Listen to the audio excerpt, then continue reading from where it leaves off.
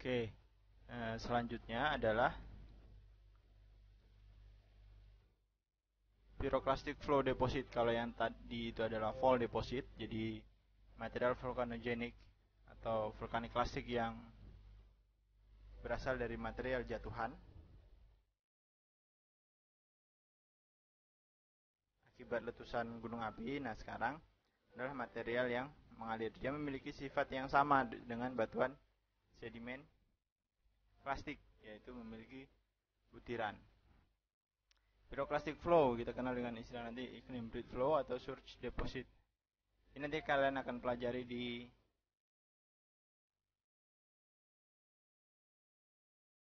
di mata kuliah vulkanologi yang lebih detail. Jadi iklim bridge ini terbentuk dari laminar flow yang pekat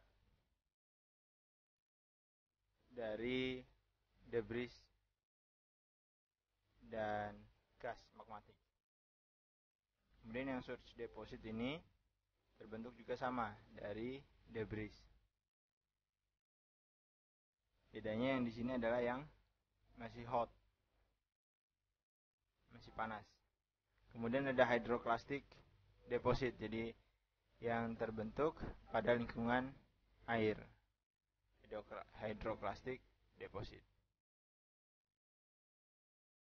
Kemudian ada yang kita kenal dengan epiclastic, batuan epiclastic, yaitu dia adalah rombakan dari material vulkanik.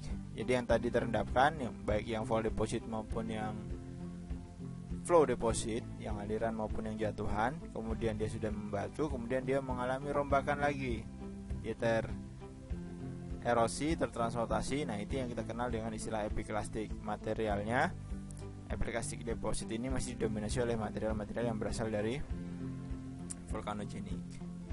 Nah, tapi batuan-batuan vulkanik klasik sedimen ini tadi, dia kenapa saya sebutkan di sini? Karena dia memiliki sifat yang sama dengan batuan sedimen klasik, yaitu memiliki butiran. Yang membedakan apa? Yang membedakan adalah komposisinya. Dia didominasi oleh material-material vulkanik. Ini adalah contoh bom vulkanik. Dia memiliki ciri khas, yaitu rekahan seperti roti seperti ini.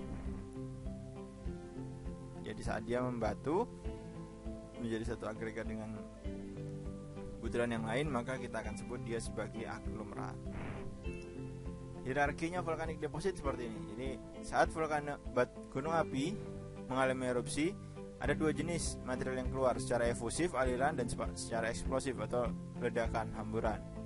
Efusif dia akan menghasilkan koheren lava atau intrusi. Dia akan menghasilkan batuan yang masif, batuan beku. Nah, ini yang tadi kita sebut sebagai autoclastic deposit. Dia sebenarnya juga material efusif, hanya saja bagian atasnya dia menyerupai bentukan breksi. Namun sebenarnya dia masih berupa lava, hanya atasnya saja yang menyerupai breksi akibat rekahan dari si lava tersebut yang disebabkan oleh perubahan suhu yang drastis antara atmosfer dengan kondisi di dapur magma saat dia keluar. Kemudian ada material yang sifatnya eksplosif. Eksplosif ini nanti dia akan berupa mass flow, akan berupa traksi atau akan berupa suspensi, yaitu fall deposit dan flow deposit. Flow deposit ada yang murni flow deposit, ada yang surge deposit. Kemudian saat dia mengalami rombakan si material ini tadi, dia bisa berupa mass flow, bisa berupa traksi, bisa berupa suspensi, kemudian tersedimentasi lagi, maka namanya adalah vulcanoclastic deposit.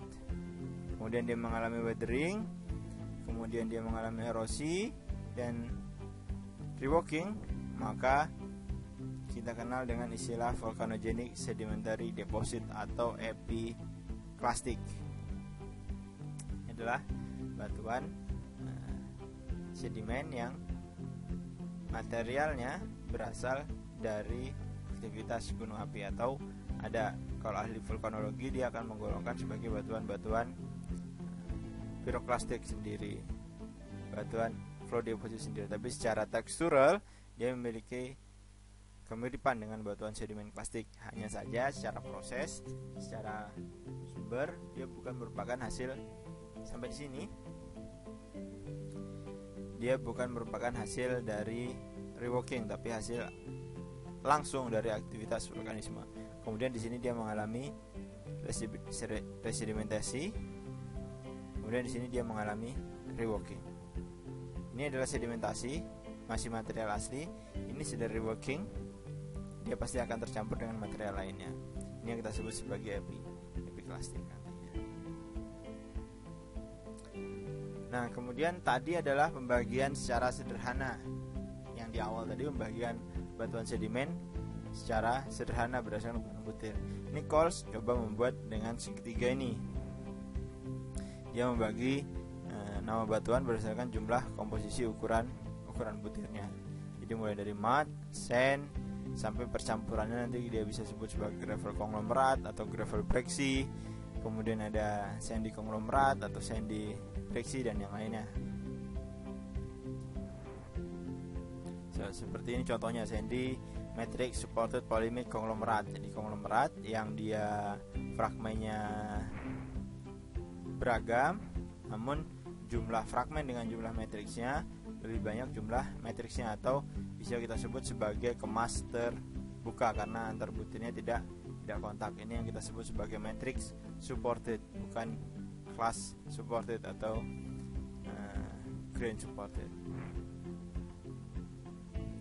Nah, ini adalah pembagian batu pasir dan batu lempung berdasarkan ukuran butir dan komposisinya, komposisi mineral penyusunnya yang disusun oleh Betty John. 3 mineral kuarsa, yaitu kita kenal dengan KFL, quartz, feldspar, dan detik fragment. Tadi bukan 3 mineral kuarsa, tapi 3 mineral utama yang dijadikan acuan dalam penentuan nama batuan menurut Betty John. Batuan sedimen, khususnya batuan mulai dari ukuran arenit sampai matro. Jadi jika dia didominasi oleh kuarsa, maka akan dinamakan sebagai quartz arenit saat dia berada pada ukuran arenit. Tapi saat dia berada pada ukuran wake, maka dia akan disebut sebagai quartz wake.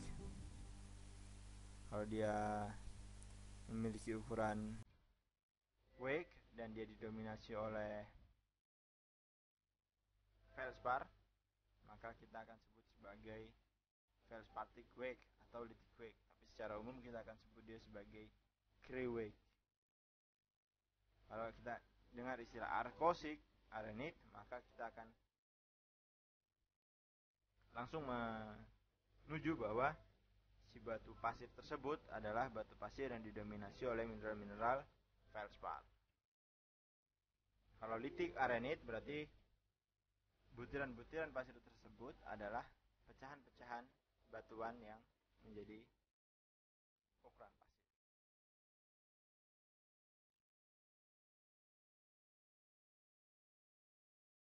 Nah, kalau tadi adalah batuan sedimen klastik, khususnya silisi klastik. Nah, ini kita akan bahas tentang batuan karbonat. Jadi batuan karbonat tadi kita sudah bahas di awal bahwa batuan karbonat itu tidak hanya berupa batu sedimen non klasik atau batuan sedimen klasik, tapi juga batuan sedimen klastik. Jadi kalsirudit, kalkarinit, dan kalsilutit ini adalah batuan sedimen klasik. Karena rudit, renit, dan lutit ini adalah ukuran butir, di mana ukuran butirnya lebih kecil dari pasir. Ini arenit sama dengan ukuran pasir. Rudit ini lebih besar dari pasir. Ini klasifikasi Grabau tahun 1904. Ini klasifikasi paling dasar dari batuan karbonat yang mengacu pada ukuran butirnya. Kemudian ada kalsipulverit. Dua ini adalah batuan sedimen non klasik yang memiliki komposisi karbonat. Kalsipulverit ini adalah hasil dari presipitasi kimia. Kemudian batu gamping organik ini adalah hasil pertumbuhan organisme secara in situ atau autotonos, seperti batu gamping terumbu contohnya. Jadi dia tumbuh di situ dan mati di situ. Tapi pecahan terumbu yang kemudian tertransportasi dan terendapkan lagi, itu bisa kita dapatkan di kalsirudit. Jadi Tidak selalu yang memiliki terumbu itu adalah batu gamping organik. Kita harus lihat dulu apakah organisme itu tumbuh secara in situ, dia masih memiliki struktur tumbuhnya di situ, tumbuhnya masih relatif utuh, maka kita bisa kategorikan dia sebagai batu gamping organik atau tersusun oleh material autochthonous. Nah, ini adalah klasifikasi batu gamping berdasarkan tekstur yang disusun oleh Emery and Clovan, yang perubahan dari si Dunham. Jadi di sini Dunham membuat klasifikasi karbonat berdasarkan mikrofasiesnya, kemudian disempurnakan oleh Emery and Clovan. Ini bisa digunakan pada skala mikroskopik maupun skala lapangan. Jadi Dunham dia mengkategorikan batu gamping terumbu sebagai boundstone, tapi si Emery and Clovan dia membagi lagi berdasarkan karakteristik dari organisme penyusunnya menjadi pinestone, framestone, dan buffelstone. Jadi buffelstone itu disusun oleh relatif dominan branching coral, kemudian pinestone ini disusun oleh organisme yang mengalami encrusted dan terbinding jadi satu. Kemudian ada framework yang berupa stromatolith. Jadi stromatolith ini adalah batuan sedimen yang berasal dari organisme itu sendiri, atau tumbuh di situ dan mati di situ kemudian terendapkan di situ. Ini adalah batu sedimen non klasik. Ini adalah batuan sedimen non klasik, batuan karbonat non klasik. Sementara ini adalah batuan sedimen karbonat yang klasik. Jadi batuan sedimen karbonat klasik ini dibagi mulai dari rudstone, floodstone, grindstone, pegstone, wexstone sampai mudstone. Ini dibagi berdasarkan ukuran butirnya.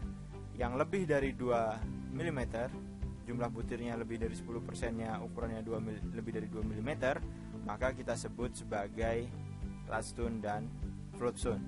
Ini menurut Emery and Clovan. Jadi ini kalau kita perhatikan ukuran butirnya, maka menurut Grabau ini adalah kalsirudit tadi. Dia bisa kita sebut sebagai rudstone dan floodstone. Di dalam sini kita bisa dapatkan pecahan koral juga.